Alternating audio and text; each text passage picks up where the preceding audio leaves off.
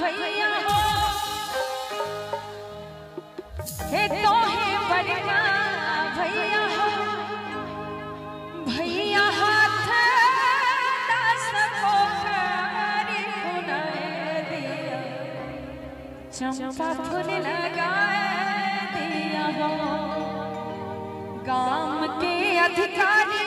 तो है बड़का भैया हो गांव के अधिकारी तो है गौतम भैया हो क्या है बड़का भैया हो भैया हाथ सबको कारी बुनाए दिया चंपा फूल लगाए दिया हो भैया हाथ सबको कारी बुनाए दिया चंपा फूल लगाए दिया हो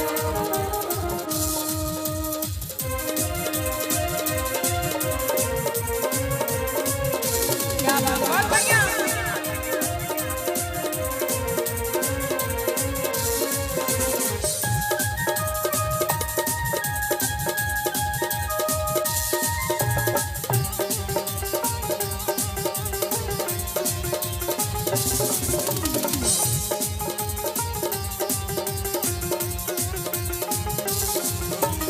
भैया तो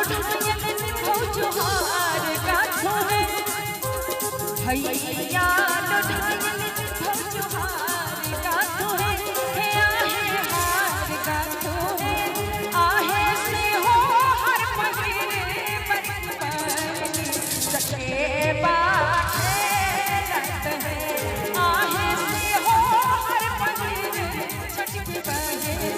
सके